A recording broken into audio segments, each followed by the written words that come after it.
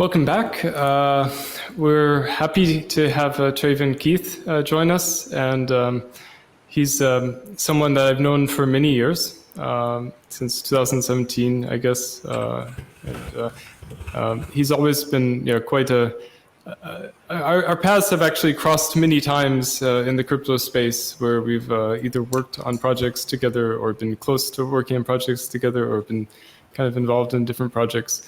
But he's always been somebody that I found to be very reliable and very, I guess, really honest and straight shooting in the space. And now he's working on a really exciting startup called Immunefi, which helps to, well, he'll talk about it, I guess, but they're helping to solve some of the biggest needs in DeFi, which are really like, trying to prevent many of the hacks and problems that often occur in this space, and rug pulling and lots of things. So he'll talk about this, and I think it'll be really exciting. So Travin, why don't you get started? Hi, yeah. Thanks for that introduction. Yeah, I mean, with great power comes great responsibility. The proverb is probably the most true in crypto.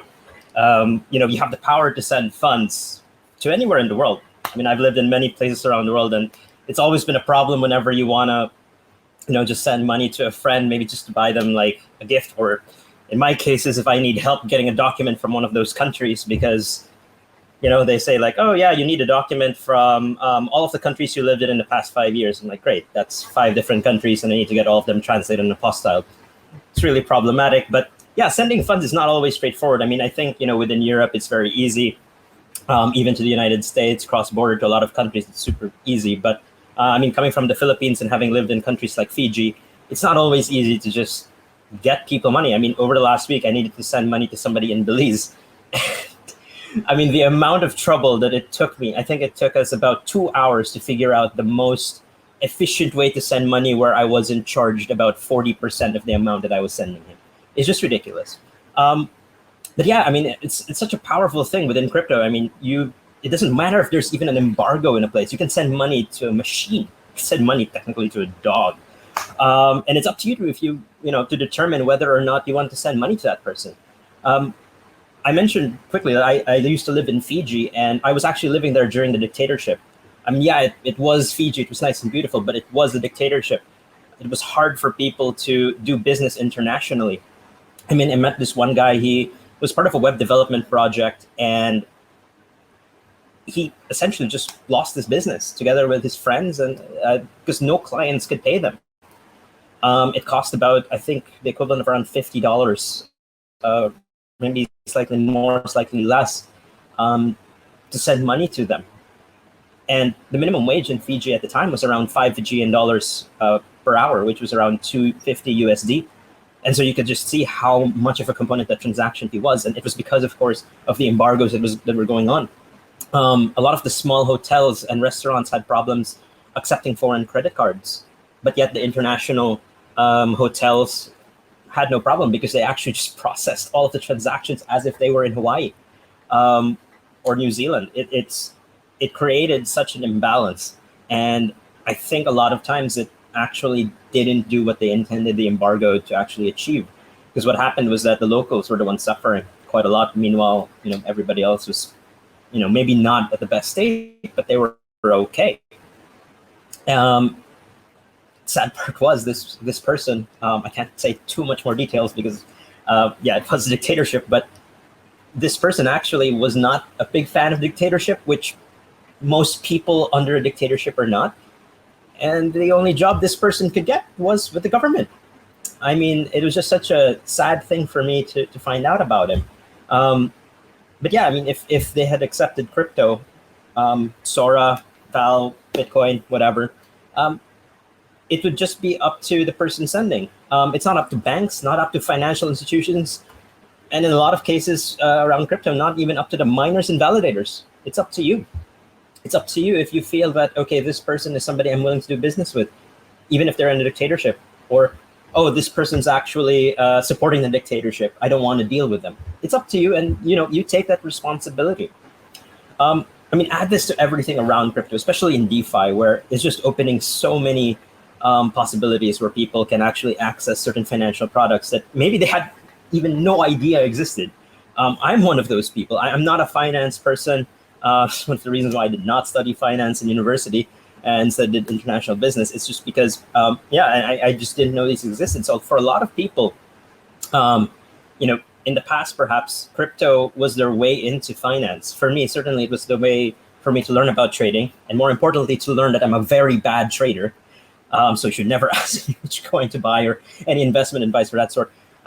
But yeah, now it's like, people are learning about getting good returns on investments by finding market making services. I mean, how many people would have thought that they would be actually contributing to market making? It's such a powerful thing. And I mean, working in NXT back in the day, that's one of the areas where Makoto and I crossed paths. Although he left that path fairly quickly a few months after the launch of NXT and went to this other project that shall not be named. Nobody was really willing to use the DEX, and it was such a fantastic, the decentralized exchange, sorry, and it was a fantastic thing with this liquidity pool that people could actually finally use it because there was liquidity, and that liquidity was not brought on by any company but the users themselves. I mean, it's just absolutely fantastic. But perhaps rephrasing that proverb would actually be a little bit more appropriate for cryptocurrencies. So one of my favorite shows of all time, House MD, and one of my favorite characters of all time, Dr. House, instead said, with great power comes great micromanaging. Because the power that you have in crypto and the power that people that you like have in crypto also is vested in the people who probably don't like you, who probably want to take your money. And for a lot of people, I mean, that's quite a problem. They try to say like, oh, are these people allowed to get into crypto? Are banks allowed to get into crypto? Guess what? It's not your decision to make, and that's a feature. It's not a bug. Because someday, if you had that feature, you could lose that power, and that could be turned against you. So yes, there will be people that you don't like using cryptocurrencies. There'll be people using cryptocurrencies in a way that you don't like. And you just have to watch out for yourself. And you have to make sure that, well, maybe some of those people are just going to do things you don't like, but you have to protect yourself against the people who are out for your money. I mean, there are places, of course, that you can complain, try to get your money back. But having been in the space for such a long time, also doing community management, and I mean, just a salute to all of the people doing community management. It is tough work out there, having a lot of people message you. You're going to have a much harder time getting what you need, as compared to say like PayPal or your bank, where you could perhaps get some support. Perhaps you have some government insurance that's backing up your funds. It's not always true in crypto. Actually, most of the time it is not true in crypto, unless maybe you deposit in one of those crypto banks that have some terms that they are actually required to cover if they lose something or anything like that, which they might not even have. It's just your responsibility to make sure that you're okay. One moment while I try to share my slides now.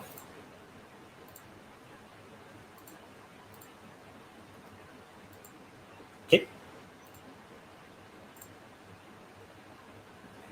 Makoto, please stop me if the slides aren't seen. I'm going to assume that people can actually see them. So I'm Travin Keith. I'm one of the co-founders of Immunefi, and I'm here to give a presentation on how to stay safe in the crypto space. So yeah, I co-founded Immunefi, as Makoto mentioned. I just co-founded it recently in about December last year. And our job is really just to protect the crypto space, especially the DeFi space, where a lot of people are staking funds. And I've been around for such a long time that I've actually known a lot of the people from projects where they lost a lot of money. One project that I know of, they were one of the early projects that were hacked from the parity hack, and they lost 44,000 ETH. I mean, it's a very sad thing whenever the price of Ethereum goes up, and I have to, I mean, I don't reach out to him every time, but I probably every now and then just want to make sure he's okay. I mean, he's fine right now, but it's such a horrible thing because not just for him, but for all the community members who were very excited about the project. And we just want to prevent that. And so one thing we found was to create this bug bounty platform. This is mostly for projects, not for users, but our job is just to try to make security more accessible in the space. If you are creating a project, please feel free to reach out. I'm happy to help out and see what we can do. A lot of our stuff is free, so yeah. And of course, I'm also an advisor for SORA. I remember talking about SORA with Makoto way before SORA was even created. And it's been a fantastic journey just seeing how the project has progressed. I'm very happy to see the community growing. And I'm very excited to see where the project will continue to go. I'm also a co-founder of Stoker. It's an STO platform that's focused around crypto. We're on the Ethereum blockchain, as well as the Liquid network sidechain by Blockstream. We're, of course, blockchain agnostic, so we're going to try to incorporate other chains in the near future.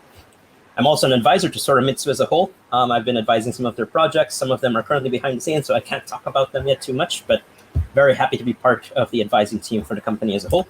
I'm also an advisor for Obyte. It's a directed acyclic graph, kind of like IOTA, but having a lot more other features. Also advisor for Rictig, which is they do product authentication over the Bitcoin blockchain at the moment. And also an advisor for Blockchain Zoo. They also create this thing called Zoo BC, but primarily also provide consulting services and education services around Southeast Asia, focused around blockchain and cryptocurrency, of course, but also some things around open source. And I'm also a moderator at the Bitcoin Market Slack, one of the oldest trading groups. Yes, I'm a bad trader, but at least I'm good as a benchmark on what you don't want to achieve while you're trading. In the past, I've also been involved in a lot of projects. So I co-authored the white paper of Hyperledger, which is a Linux Foundation project. I was a open source advocate of the Open Source Initiative. That's the organization that defined what open source is back in 1996. And I also contributed to the Blockchain for EU initiative under the European Commission back in 2017 and 2018. Actually, Makoto himself helped out. It's one of the areas where we crossed paths.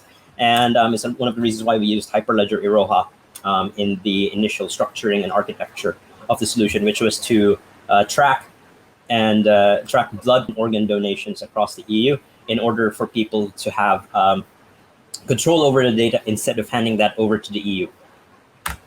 So first, what you should do around crypto to keep yourself secure. Well, this is a thing called threat modeling. It's figuring out what applies to you, because there's many different attacks around the crypto space. There are things like shotgun approaches, which attackers just say, I'll attack everybody and we'll see who gets hit by the net, and targeted approaches.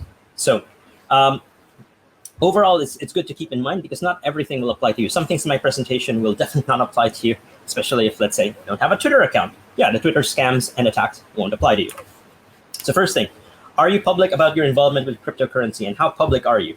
Perhaps, are you speaking at a crypto event right now? It's important to know about this, because a lot of times, if you're very public in the space, and you have to really think twice if you decide to self-dox yourself, give out your personal information, and your affiliation with cryptocurrency. That includes posting on Facebook or Twitter with your regular account, with your name, and saying that you like this. Because, yeah, that's just a sign that says, hey, I'm in crypto. And that can mean many different things for many different people. What platforms are you on? Again, Twitter, Telegram. If you're not on any of these chats, probably a lot of these things won't matter to you, and you don't need to spend time on them. Not saying that's not bad, not a good thing to learn about them, but don't spend too much time on them. And what level of privacy do you have with the sensitive information? How publicly do you share your address? How easy it is for people to find your address online? Were you part of the Ledger leak, where your address was leaked out, and the association to buying a Ledger device, which will become very relevant in the later part of my presentation? Do you post your birthday publicly? Side note, try to avoid posting your birthday, or rather, try to avoid posting your actual birthday. That is one of the key components of your identity, and if a social engineering attack comes against you, that's one of the things that they will use to attack. When banks or any financial institution ask you to provide your identity, that's one of their most common questions. So please avoid posting that publicly. So scams. What is a scam? For the purposes of this presentation, I'm going to define it as where person A encourages you to taking action towards a guaranteed loss for you, but at their benefit, with their knowledge that what information they're giving you is indeed false. So it doesn't mean that I'm not going to include faulty business ideas or things like that. I mean, if I start a restaurant cooking, I don't know, steak, I'm not a very good steak cooker, chef, and I can say that it's the best steak ever. But yeah, if I actually don't deliver the best steak ever, it's not necessarily a scam. I'm just a bad steak chef. So yeah, Telegram, Discord, Slack scams. Number one, pretending to be moderators, administrators, or team members. You probably heard a lot of this already from the SORA team members, as well as the Polkaswap, sorry, and any of the other channels that are under the SORA ecosystem. Because yeah, I mean, this is one example. I just went on an Atomic Wallet. I just asked a very benign question, and immediately within seconds, I get a bunch of people trying to pretend to be live chat support, part of the team or anything like that. And this actually continued for about a day. So be very careful. Moderators will not DM you first. They will not direct message you first. They might reply to your direct message, but they're definitely not going to be the first person to do that. Please keep that in mind, especially in the SORA Telegram communities, because and Discord community, because that's really where a lot of people will try to target you. Number two, of course, there's a lot of spam style invitations over the main channel, usually trying to say something like 100% gains or 5,000% gains. Yeah, or they'll probably try to send a direct message as well. Just something like this. I don't read Dutch, but I guess that's something that's saying, I made a lot of money this way. You should click this link because you can make money as well. On Discord, they'll just send it to you as a direct message. The security there is also quite lax, but yeah, it's pretty much something like this. Direct messages from strangers, sometimes appearing to be, people trying to help.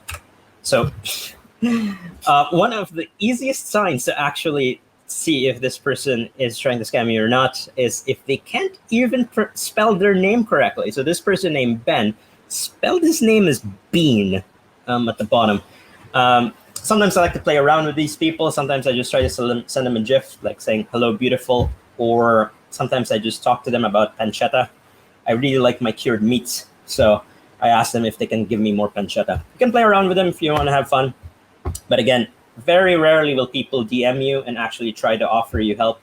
Most of these types of people will actually try to engage with you. If they're genuinely trying to help you, they will engage with you on the public channels first, and then only start DMing you if it gets into private conversation or things like that. One other easy way to spot if it's real or not if they're using the name of a celebrity. No, Elon Musk is not direct messaging you. Social media scams. Again, not relevant if you're not on social media. Pretending to be moderators, same thing. Which is sometimes annoying because you can enter Kraken support on Twitter and there'll be a load of different accounts. In this case, it's a lot easier, of course, and especially because Kraken themselves on their verified accounts with a blue check mark. Normally it's a blue check mark, but I have my Twitter theme as the dark mode, so it's just a black check mark on a white background. And they mention exactly here which account they use for support. But in many cases, please use the official support channels on the exchanges websites themselves or any of the other crypto centralized service providers that you might use. So here you go. Also here, they even recommend that as their pinned tweet, to not tweet at them, but instead to fill out a support ticket. Contrary to popular belief, that's actually the fastest way because then it gets to the right support person, especially if you have a police report or anything like that, it gets the fastest way there. I was hoping I would not need to mention this, but giveaway scams is still one of the most prevalent scams out there. And essentially, it's those scams that say, send 1.1 BTC or send 0.1 ETH, and then I'll send 10 BTC, 1 ETH, or something like that. Yeah, I mean, even when Elon Musk went on Saturday Night Live about a month ago, a lot of people were still able to take advantage of this. No, there is no way that somebody is going to send you, 100x of something because you send them 1% of something. It just doesn't make any sense. Maybe there's a way for you to 100x your money in the long run by holding a certain asset, but it's certainly not by sending coins to a stranger. And fake news and endorsements. I'm not saying Cardano is a scam, but this might be somebody who's not even a team member, not affiliated with them at all. But expect to see a lot of times in the crypto space where somebody's going to take a photo of one of the team members and a celebrity and start making rumors, presenting rumors as facts that there will be partnerships with certain institutions. I mean, here's just a photo of Charles hanging out with Elon. Probably just nothing more. Charles also just trying to engage with Elon and other stuff about Cardano. But yeah, it's a lot of times that some community members will take this information and make it seem like it's an endorsement or something that's going to be a partnership. And you'll see this as well on Telegram. A lot of people might post in the SORA chat where they'll try to entice you to go to another project by showing things like this.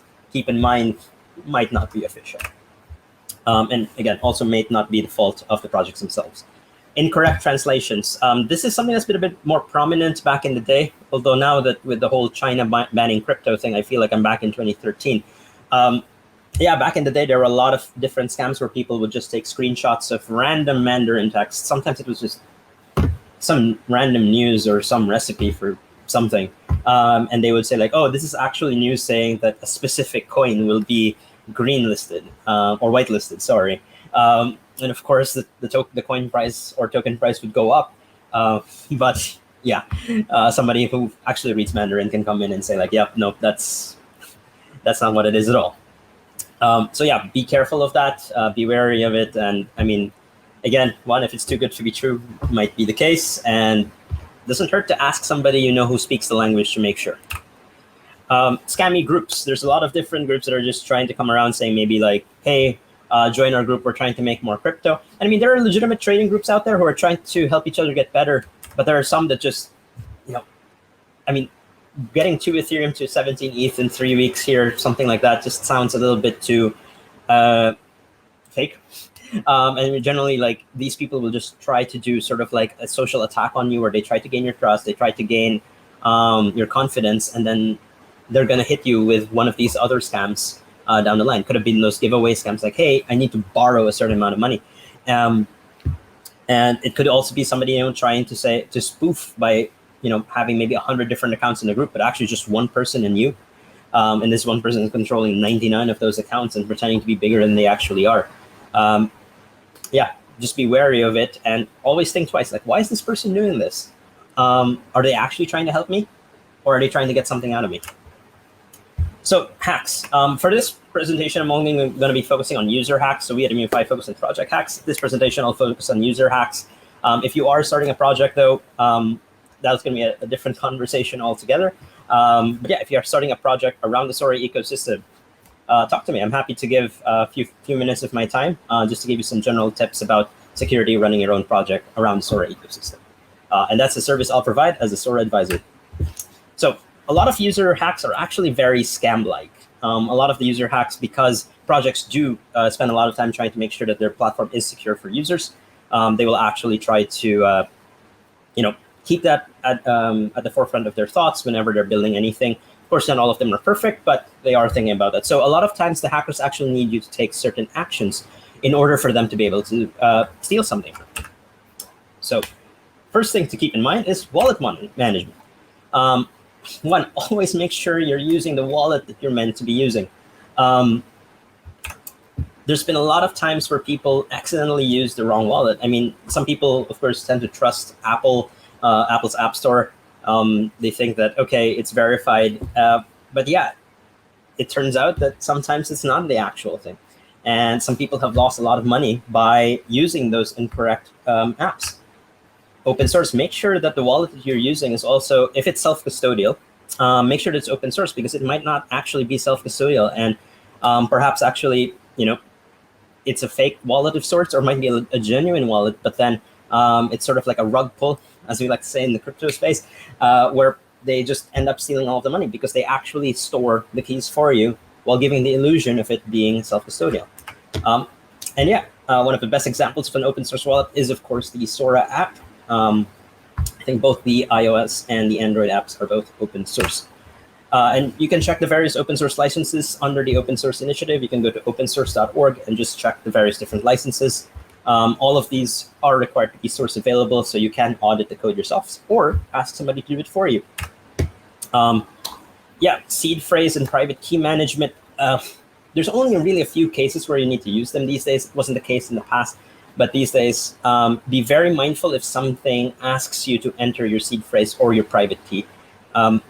Not a lot of times, again, that you'll ever need to use it. Maybe when you're migrating from one wallet to another. But whenever anybody asks you to enter it, whenever any software asks you to enter it, think twice, investigate, spend that extra 30 minutes or hour, because otherwise you might lose all of your money. Like, what would happen with that person who accidentally used the wrong wallet by not making sure that that wallet in the app was that in the App Store was actually what the hardware wallet intended them to use? On that note, hardware wallets. Supply chain attacks are becoming a lot more prominent around the space, so please buy from the manufacturer directly. It's actually usually the case where the manufacturer sells it cheaper than the stores that you could buy it from. There's been a lot of different like fake hardware wallets out there, actually using the actual hardware wallet by the actual provider. So like in this case, Ledger, but somebody actually tampered with the device, tampered with the box by inserting this note that says to send an SMS to a certain phone number and your 24-word passphrase will be sent to you. That's actually not, of course, how it's supposed to work. The passphrase is generated right there. And yeah, and this was because somebody bought it off of eBay, and this could happen as well if you bought it off of the store. The more hands that touch it, the larger the attack surface is. So just keep that in mind. By minimizing the number of hands that touch the device, the safer you are. And now also because of the Ledger leak, criminals are mailing Ledger devices that have been tampered with completely to the person, maybe trying to present it as if it's a compensation for leaking the information, giving them a free device. Don't use it. If somebody gives you a hardware wallet for free, don't use it. Unless maybe if you order it from the website directly and they've sent it to you and they've said completely, this is free, which I highly doubt they would do. And again, you should question it. But yeah, don't use a free hardware wallet that somebody gives you. If you make it yourself, that's a different issue. Yeah, make sure that the seals haven't been broken, haven't been tampered with. Fairly easy to do. A lot of times when you get a hardware wallet, it will show you what the seals are supposed to look like. And yeah, again, use the right software, use only the official apps. Usually when you're setting it up, it'll tell you what the official apps are and the exact links to download the actual applications. Again, trying to not let this happen to you. Management of the device and backups, do what works for you. Again, threat modeling. If you live in a very secure place, where maybe the worst thing is burglary without the person actually being home, so not armed robbery or anything like that, maybe it might actually be safer for you to carry it around with you all the time. But if you live in a very dangerous area, but your home is very secure, don't bring it with you all the time. I mean, I live in Switzerland, and some places around here, some people proudly wear it around their neck because it's actually safer for them to do it that way. That might not be the case everywhere in the world. So social engineering hacks. One is SIM swapping. This one actually scarily doesn't involve the users themselves. But again, this is why you must be careful and think about the information that you have online. If you have your address, for some reason, publicly posted online, if you have your birthday publicly posted online, it's very easy for some people in certain countries to call your cell phone provider, mobile phone provider, and pretend to be you and switch your number to another SIM card. And therefore access your two-factor authentication and things like that, and do other things to pretend to be you. I mean, they'd be able to call from your number and things like that. And in general, like even if they're not maybe able to get the phone number, they might still be able to get other information out of you to attack you in another vector. And so that's something to protect yourself against as much as possible. If you're using 2FA, try not to use one with your mobile phone. If you are in a country where you can actually lock the mobile phone transfer, maybe do that. I'd like to also share this one other clever scam that I was able to encounter 2 years ago. It's so clever that I actually didn't even get mad when I found out about this. So essentially, somebody posted a private key accidentally on a Telegram chat.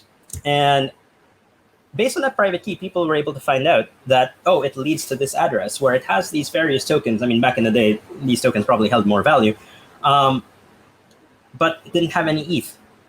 So what you needed to do was to send ETH to that account and withdraw all the tokens. Simple, right?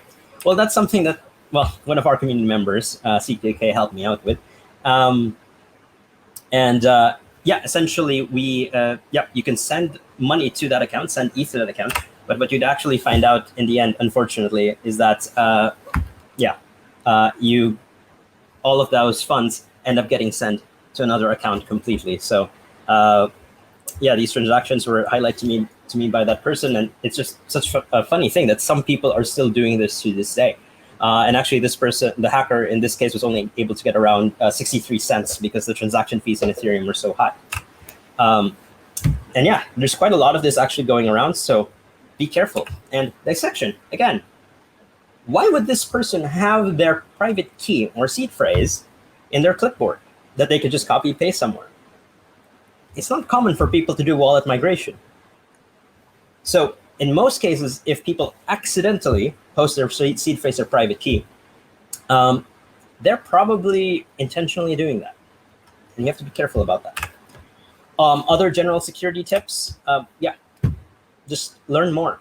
The more you understand about crypto, tech-wise and community-wise, the less vulnerable you are. Certainly, the more I've been around this space, the more I've learned. I mean, a lot of things are very clear and obvious to me, and might not be the case for when I was starting out around the space. So keep learning, keep understanding. Even if you're not a developer, try to learn the technology a bit and understand how it works. It'll make you understand better what support you can and can't actually receive. For example, if you send money to a wrong address, people can't just reset the blockchain for you. People can't just fork the blockchain for you because you made a mistake. There's no central party for this. I mean, one of the support requests that I got back in the day when I was still with NXT was somebody mentioning, hey, I kept my private key on my phone. I sold my phone and I didn't actually migrate my keys. So, and expecting me to be able to help him with that. And actually, yeah, I couldn't. Understand yourself, understanding your limitations. Some security things are very hard to do, but make you very, like if you create a deep cold storage wallet, which means it's on a device that has never touched the internet. That's not very simple.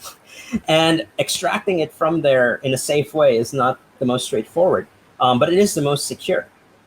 You could also create maybe a seed phrase that's actually significantly long. Do like a private key generation by yourself and make a seed phrase that's much longer than normal. Is that more secure? Yeah, probably. But if you don't have perfect memory, probably not the best. I have one password that's 100 characters long. Now, I did that as a for fun experiment, and because I could actually remember it. But yeah, if you can't, don't push yourself too far. Security and convenience is a trade-off, but find what works for you. Because if you go all in security and nothing in the convenience and not caring at all about your own personal limitations, you might end up screwing yourself anyway. And yeah, understand responsibility. Understand that it's your responsibility to learn. If the moment that you stop blaming other people for your mistakes around the space, unless it really is their mistake, you're able to really grow and learn more about what power this space has and what responsibilities that you have for yourself, as well as perhaps maybe the people who have asked you for help. But again, it's only really valuable, this knowledge and experience that you get, if you learn from it, if you pay attention and understand what happened, why it happened, and not just from your side, but from the attacker side. Try to understand, how did they actually get to me? How did they convince me to do something that I really shouldn't have done, but at the point in time made it seem that everything was okay? It'll let you understand also yourself more as a person, because someday maybe these attacks will happen in person, especially with addresses being leaked, physical addresses being leaked. You might have these social engineering attacks happen to you on a personal basis, sadly. And I hope that you're prepared, and I hope that you're ready. But yeah, pay attention and keep learning. And don't feel bad. Don't beat yourself up. You don't get anything by doing that. I mean, after the last time I gave this presentation at Consensus, one of my friends who was actually a senior core developer, he accidentally sent funds to the wrong address. Now, it wasn't a lot, but even these people can make the accidental mistake of pasting the wrong address. So if those people can make those mistakes and move on from it, you can. So again, I'm Travin Keith. Thank you for listening to my presentation about security risks in crypto and how to stay safe. I'm around the SORA community, of course. I'm not always able to respond quickly, but if you have any questions, please feel free to ask me publicly, ideally, so that other people can also see the answers in case they have the same question. Thank you very much.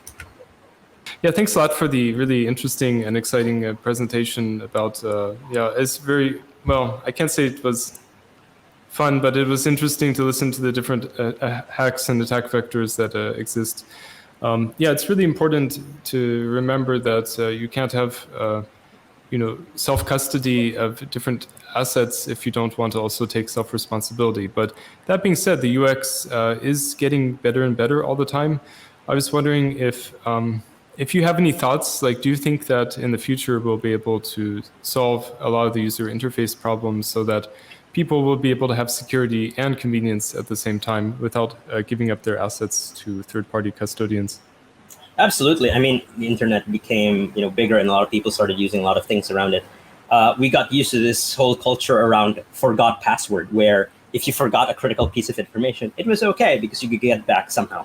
I mean, of course, there's a way to lose everything. If you lost the password to your email and didn't have any backups or anything like that, then you're really screwed. But I mean, the funny thing is, a lot of people don't actually forget these things quite easily. And if they think about it and do the required steps, which actually are not that difficult, and as you mentioned, it's getting a lot easier today.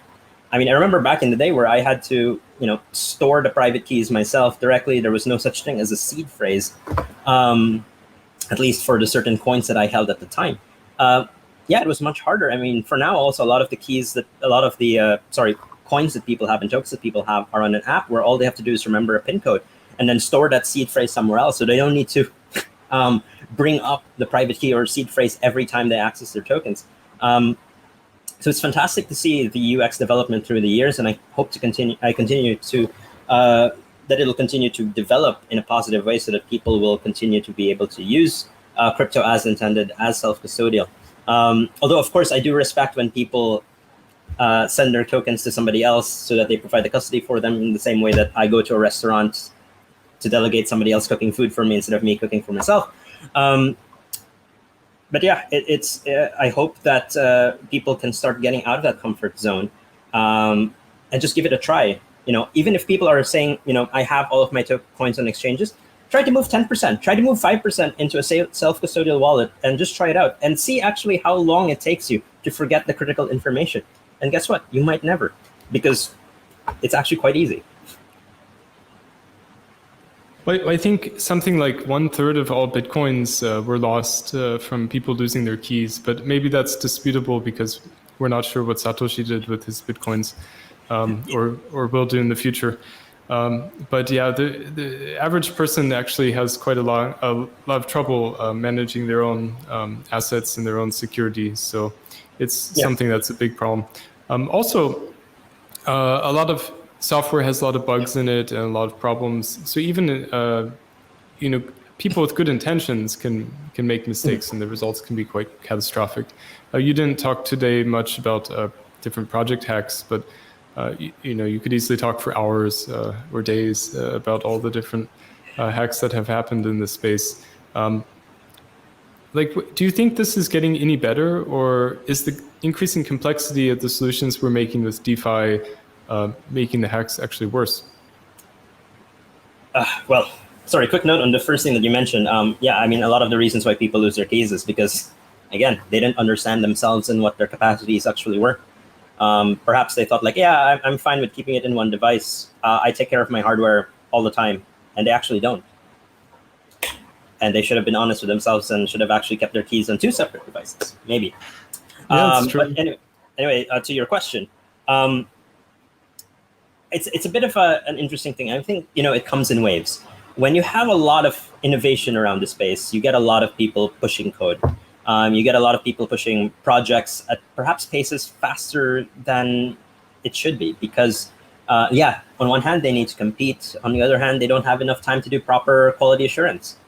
I mean, we've seen that a lot in the space over the past few months, where projects that are just launching without any audits, without any QA whatsoever. I mean, thankfully, they're actually having a warning in their software that says this project has not been audited at all. And I mean, that's one of the reasons why we have a bug bounty platform with Immunefi, is so that long-tail cybersecurity risk can be addressed, because this space is moving so fast that there are actually a lot of hacks that are happening that auditors are not aware of, that's even a possibility.